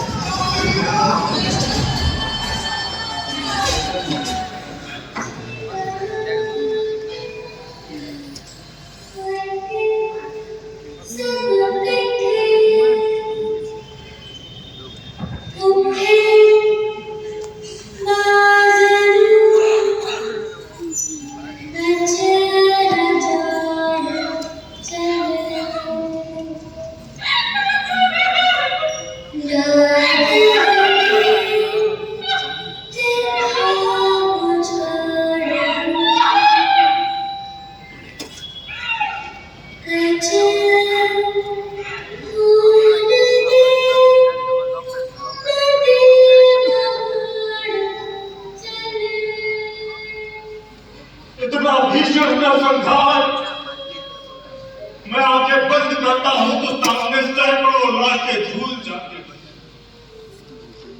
मैं पूछता हूं कि क्या दोष था इन मासूम लोगों का जो केवल शांति से हमारे साथ इस पशुता का व्यवहार कर रहे काले कानून का विरोध कर रहे थे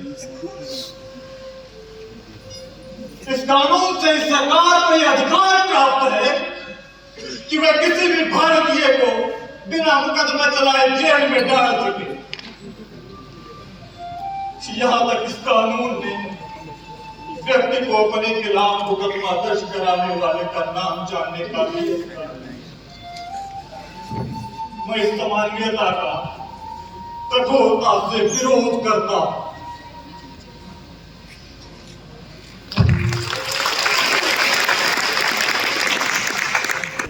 यह आंदोलन अत्यंत व्यापक एवं प्रभावी था किंतु इसके परिणाम स्वरूप गोरखपुर के बाजार में रसद सामग्रियों के दाम कई गुना बढ़ गए लोगों ने इसका विरोध करना चाहा तो पुलिस ने गोलीबारी कर दी जिसमें 3 नागरिकों की मौत हो गई इसके बाद उग्र हुई भीड़ ने चौरा थाने पर हमला करके 22 पुलिसकर्मियों को मार डाला इस आंदोलन में हुई हिंसा के खिलाफ गांधी जी ने यह आंदोलन तो वापस ले लिया किंतु 171 नागरिकों को फांसी की सजा सुना दी क्या खबर जब मदन मोहन मालवीय को पता चली तब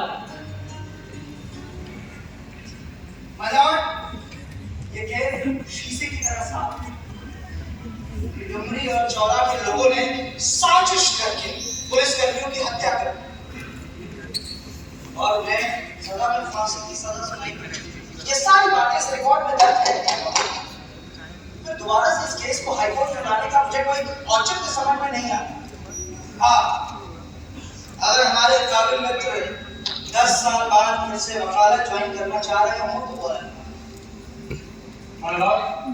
किस सरकारी रिकॉर्ड की बात की जा रही है जिस रिकॉर्ड में केवल व्यक्ति के दोषों और धंधों की बात की जाती है मैं पूछता हूँ 17 मार्च को डुमरी गांव में पुलिस के द्वारा तोप से हमले का प्रयास किया गया क्या गांव में केवल मनुष्य रहते हैं पेड़ पौधे पशु पक्षी आप कुछ भी नहीं अगर रहते हैं तो सरकारी रिकॉर्ड हानियों को क्यों नहीं दर्ज करता है स्पष्ट है ये संवेदनहीन सरकारी रिकॉर्ड इस केस का प्रमाणिक आधार है ही हमारे काबिल मित्र चाहते हैं कि कानून की किताबों में धाराएं नहीं बल्कि पौधे पशु चिड़ियों इनके बारे में लिखा है लगता है आप भागवत कथा रास्ते रास्ते भूल गए हैं कि कानून की किताबों में धाराएं लिखी होती हैं श्लोक है। कार्यधाराएं माय लॉर्ड, दंड संहिता 1898 सीआरपीसी की धारा 239 से स्पष्ट करती है कि अलग अलग घटनाओं में शामिल लोगों की गिनती अलग अलग बनती है। Objection objection overruled. My Lord, Dumri गांव और चौरा थाना दोनों की घटना और घटना स्थल अलग है। इस हिसाब से यह केस 171 लोगों का संयुक्त रूप से बनता ही नहीं। माय लॉर्ड, ये केस तीर का बनता है। Objection overruled. और जिस केस का आधार यह सत्य पट्टिका हो, उसका निर्णय कहां तक ठीक हो सकता है?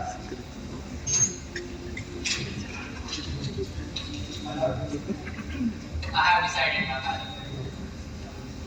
All the death sentences are set aside, and each case shall be reconsidered on its own merit. Mr. Malviya, in all my years on this bench, I have never witnessed gravity of this kind. I will.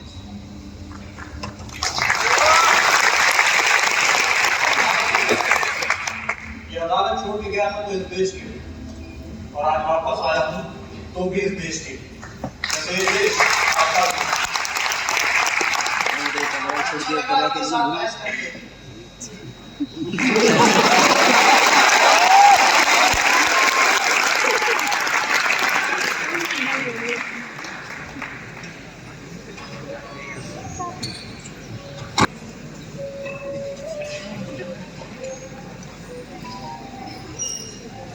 आपको चिंता नहीं हो रही? आप कुछ बोल भी नहीं रहे। मुझे तो रमाकांत की चिंता हो रही है। वो जेल में कैसे रहेगा? इतना कोमल है कि तुम व्यर्थ चिंता करती हो।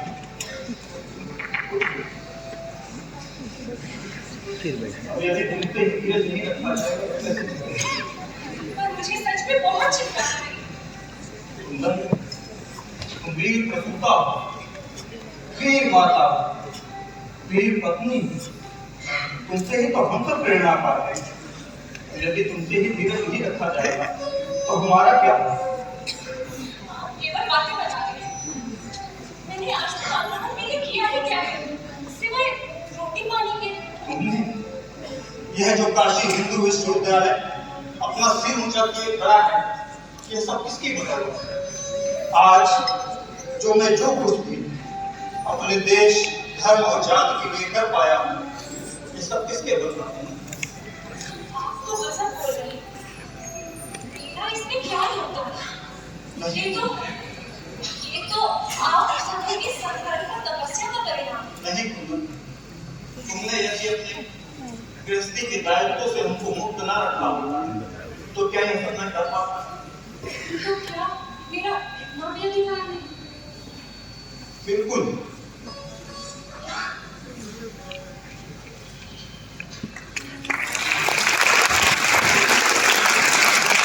1941 की एक शाम कुंदन देवी आंख सेकती हुई बहुत बुरी तरह जल गई। उनकी हालत दिन प्रतिदिन बिगड़ती जा रही। उन दिनों महामना के पैरों में घाव हो गया। वे बहुत कष्ट से मृत्युशैया पर लेटी कुंदन देवी के पास पहुंची।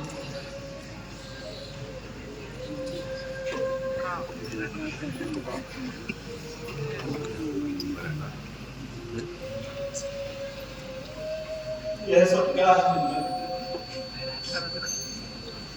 यह सब कितने दिन चलेगा? देखो, मेरा विश्वास ठीक नहीं है। जानती हो ना, मुझे सीढ़ियों से ऊपर तक आने में कितना संघर्ष करना पड़ता है। अब ये पीड़ा मुझसे और सहन नहीं हो रही है।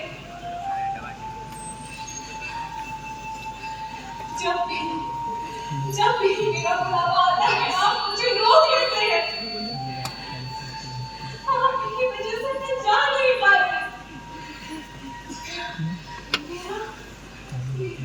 मेरा सौभाग्य था कि मैं आपकी पत्नी बनी।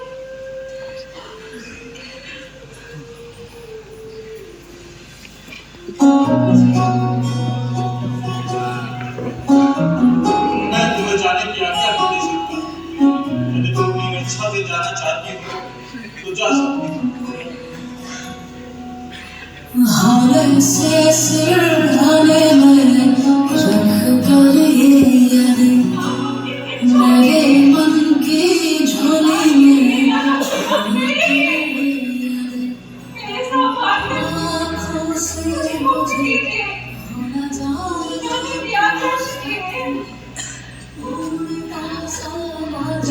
तुम्हारी इच्छा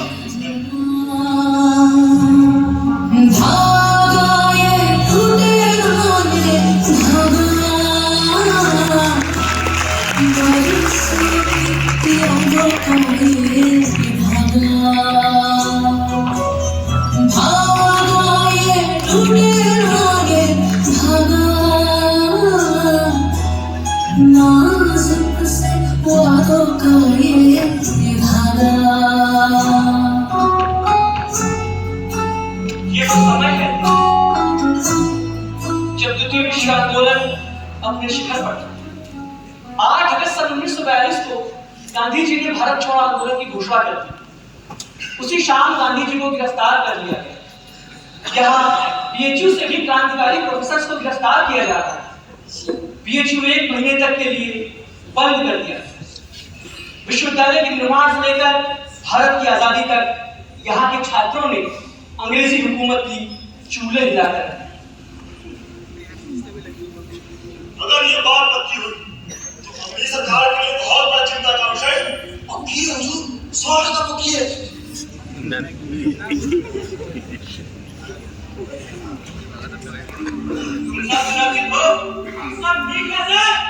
आप खबर बताइए।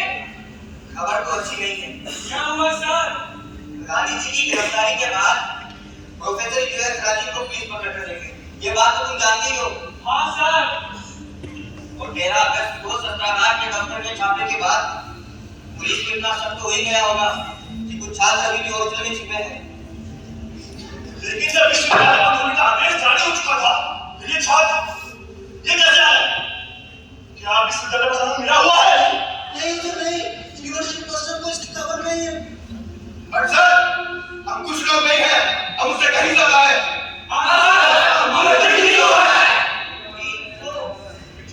बाकी लोग कहाँ हैं? हम कुछ इस कमरे में हैं। ऐसे करके मुझे हॉस्टल में छुपे हुए हैं।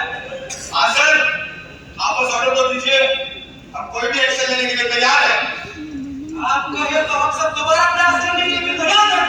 शास्त्रा के दफ्तर में छापे से पूछने आने वाला। Yes sir. This time we will take the attack on the restaurant and capture it. और एक बार हम उसे हथियार लेंगे तो वे हमारा कुछ नहीं बिगाड़ पाएंगे। ये खबर पक्की सर। हमारे अस्पताल में जिन लोगों ने छात्रावास की कोशिश की थी, हम मौजूद कानून को ज्यादा नहीं बता। पुणे यूनिवर्सिटी के हॉस्टल में सरकार के खिलाफ कोई षड्यंत्र नजर आया है। This is concerning. पागल मत बनो। तुम लोग एक को टेक मिलके से वैसे भी गांधी जी ने कहा है कि हमें गांधी जी के उसूलों के खिलाफ नहीं जाना है। कम से कम हमें उनकी बातों का सम्मान तो रखना ही होगा। तो हम क्या करें सर? यूं ही हाथ पर हाथ धरे बैठे रहे? हाँ, ऐसे तो हमें अच्छी करने में मतलब ही नहीं। देखो, मेरी बात मान लो, ये बहुत अंग्रेजी खबर है। सर आप क्या कहते हैं? उसने हर्षद खाली कर सकते हैं। नहीं, सुन ले रहे हो। बात कैसी है कि तुम जा सकते हो। इसको चाहिए बस आपकी दुआ बनी रहे। ठीक है जाओ। क्या बात है सर? आपने उसके सामने बात की। ये हिंदुस्तानी बड़े कुत्ते हो। उनके सामने तो बता रहे हैं। हमारा होते पर जब बात अपने बिरादरी की आती है तो अपने भाई को कहा सकते हैं। बात ऐसी है कि आने वाले समय में सरकार चाहती है कि जो आज का विश्वविद्यालय है हॉस्टल वहां पे चेंज करके सरकारी अस्पताल बनाया जाए। क्या सैनिक अस्पताल? ये कैसी जबरदस्ती है? लेकिन सर वहां तो हॉस्टल में बच्चे रहते हैं, बात पक्की नहीं है। सरकार ने कहा कर दिया तो इन हॉस्टल को ऑक्युपाई करना ही पड़ेगा। ये यूनिवर्सिटी का हॉस्टल है, नहीं कोई खाली पड़ा मकान कि अंग्रेजी सरकार शोषण करेगी। सर बच्चों को कहाँ भेजेंगे? हाँ सर, हमें आप हमें केवल इतना बताइए कि हमारी क्या करना होगा। ये लगता है चुनने का वक्त जा चुका है। हमें कोई कदम उठाना होगा। हमें एक जुलूस निकालना होगा। ये जुलूस को रोकेंगे नहीं? रोकेंगे, पर विश्वविद्यालय कैंपस के अंदर नहीं। यहाँ से होता हुआ छात्रों का जुलूस रंगा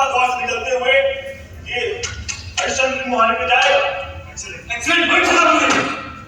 इस बात से संभव है कि हम एक बार बढ़ जाए, लेकिन इन खामोश होकर हम सब कुछ खास होने का इंतजार नहीं कर सकते। वक्त है इसी आग में स्वार हो जाने का। क्या आप लोग तैयार हैं? आप लोग तैयार हैं? आप लोग तैयार हैं?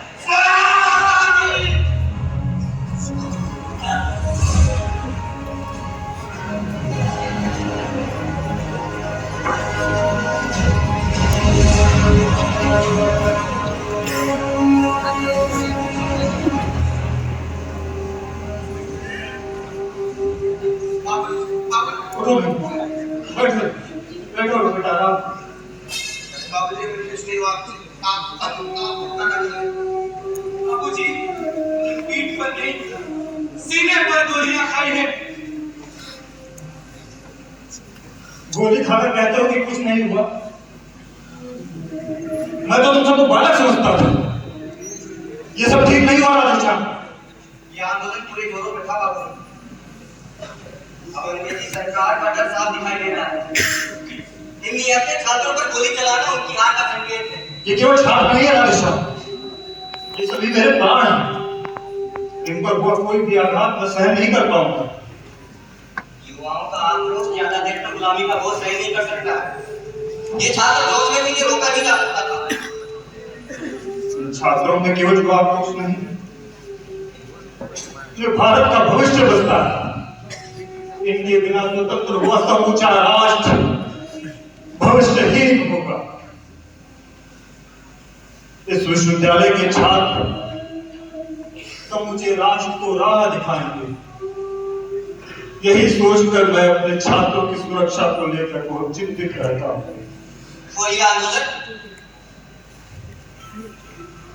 यह आंदोलन भी नहीं रुकना चाहिए। भारत छोड़ो आंदोलन इस देश की आखिरी उम्मीद है। गांधी जी ने इसमें अपने प्राण लगा दिए। यदि इस आंदोलन को कुछ होता है तो गांधी जी मर जाएंगे। और इन छात्रों को कुछ हुआ तो मैं भी नहीं बचूंगा।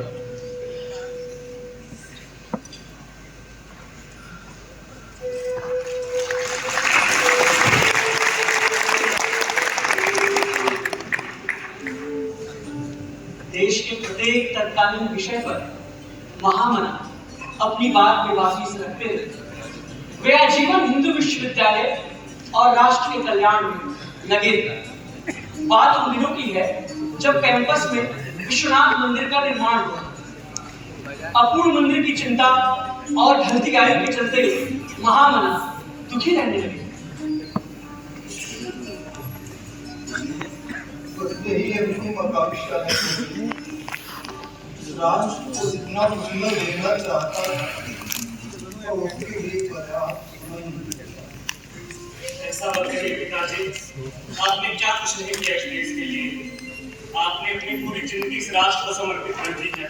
तुम नहीं समझते हो, दुनिया का सबसे वैभवशाली और समृद्ध मनुष्य भी चाहे तो अपनी इच्छाओं की पूर्ति एक ही जीवन में नहीं हो। उसके लिए जिस आवश्यक वस्तु की कमी से समय और समय कब बीत जाता है पता नहीं। ईश्वर आपकी यह इच्छा की अवश्य पूरी करेगा पिताजी। बाबूजी, आपसे मिलने देवदास बिरला जी के पुत्र श्री जुगल किशोर आए। उनके अंदर देख लीजिए। जी बाबू।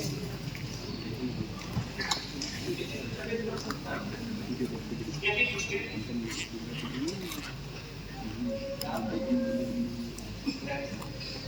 पंडित जी आप एकदम चिंता ना करें, आप फिर से ठीक हो जाएंगे और इसी परिसर में दौड़ लगाएंगे।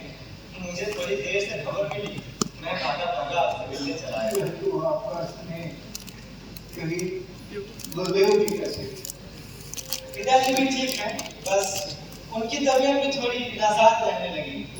यह तो स्वाभाविक, यह तो मेरे हम उम्र है, इतना ही समझ तो चाहिए। क्या हुआ पंडित जी, कोई बात है क्या? क्यों आप इतने क्यों? गोविंद तुम तो बताओ, कुछ ऐसी बात है क्या कि पंडित जी इतने क्यों हैं? मैं क्या बताऊं, दरअसल पिताजी को विश्वविद्यालय परिसर में बंद है विश्वनाथ मंदिर के निर्माण। चिंता? किस बात की चिंता? सब ठीक तो है? हाँ सब तो ठीक है, पर अब विश्वविद्यालय का खुद का व्यय इतना है कि मंदिर का निर्माण का कार्य संभव सब ठीक होगा। बस इतनी सी बात, आपने क्या कुछ नहीं किया है क्या उसके खातिर? अब वैसे भी मंदिर निर्माण तो धर्म का काम है। आप मंदिर निर्माण की जिम्मेदारी मुझ पर छोड़ के निश्चिंत हो जाइए। लेकिन कुछ नहीं पंडित, आज से ये जिम्मेदारी मेरी है और आप निश्चिंत रहेंगे। हाँ आश्वासन है, तो मैं संतुष्ट हूँ। पंडित जी आप सभी की महत्वपूर्ण है। यदि आपकी कोई व्यक्तिगत इच्छा हो जो पूरी ना हो सके, न तुहं कामये राज्यं न स्वर्गं न पुनर्भवम् कामये दुःखताप्तानां प्राणिनां आर्तिनाशनम्।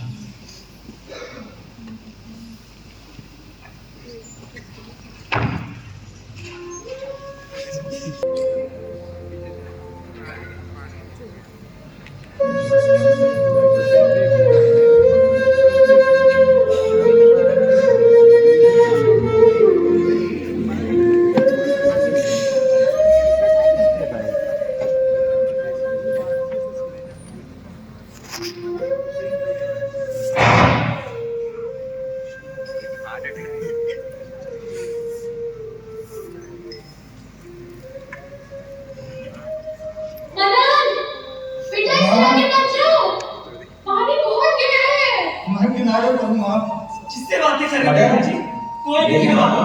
यात्री कह रही है, अभी तो भैया मैं चिंता करके पंडित जी आपकी सारी शर्तें मंजूर है। वाल्मीकि जी जो योगदान चाहते हैं, जितनी भूमि चाहते हैं उसमें देने के लिए तैयार है।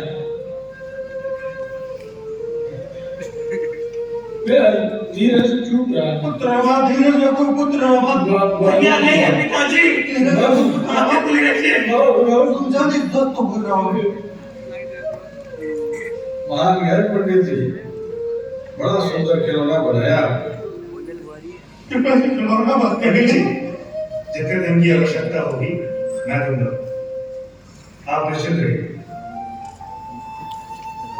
बेटा तुम भी कहाँ परेशान होते हो, इन सब के लिए तो अभी पूरा जीवन पड़ा है। कहाँ समय बचा है बाबूजी?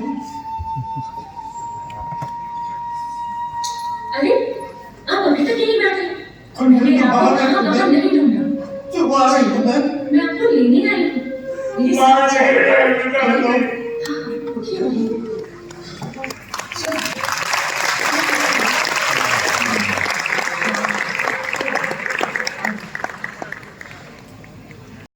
हमेशा रहूंगा, आप विश्वास रखिए, मैं अभी नहीं मरूंगा, शरीर छूटने पर भी मैं नहीं मरूंगा। बल्कि इसी काशी हिंदू विश्वविद्यालय में कहीं कभी पंछी बनकर पुस्तकालय में पढ़ते बच्चों को देखूंगा, तो कभी लक्का से प्रवेश कर रहे नए छात्रों के मुखमंडलों को निहारूंगा, तो कभी स्वयं ही यथारूप किसी शिक्षक के सामने प्रस्तुत हो जाऊंगा और प्रश्न करूंगा कि कहीं वे मूल पद से भटक तो नहीं रहे। मैं मरूंगा नहीं, मैं हमेशा इस विश्वविद्यालय के कण कण में निवास करूंगा। मुझे इससे अधिक और कुछ भी नहीं चाहिए। ना तो हम कामये राज्यम न स्वर्गम न पुनर्भवम कामये दुःखताप्तानां प्राणिनां आर्तिनाशनम्।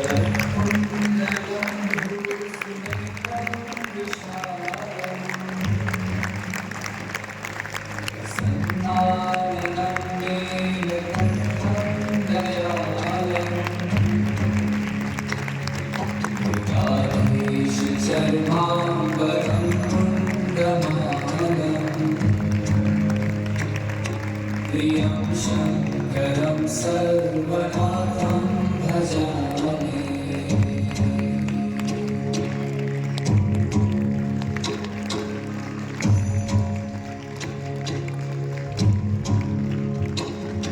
प्रचण्डं प्रकृष्टं प्रगल्भं परेशम्। आप सभी का बहुत बहुत धन्यवाद। बहुत धैर्य से देखा आपने, इसके लिए सबसे पहले मैं आप सबको नमन करता हूँ।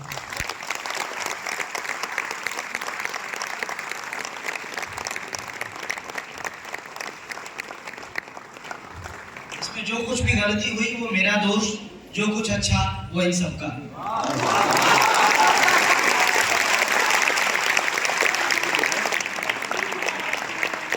डायरेक्शन में मेरा नाम हो, पर इसमें एक एक इंसान ने बहुत मेहनत की है। मैं चाहूंगा कि वो अपना परिचय खुद दें। आपने इतना समय दिया, बस 5 मिनट में ये सब सिमट जाएगा। उसके लिए बस थोड़ी सी माफी चाहूंगा। यहीं से शुरू करेंगे हम।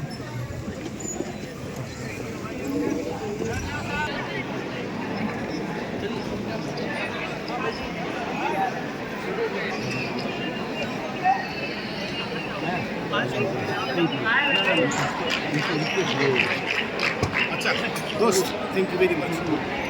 आया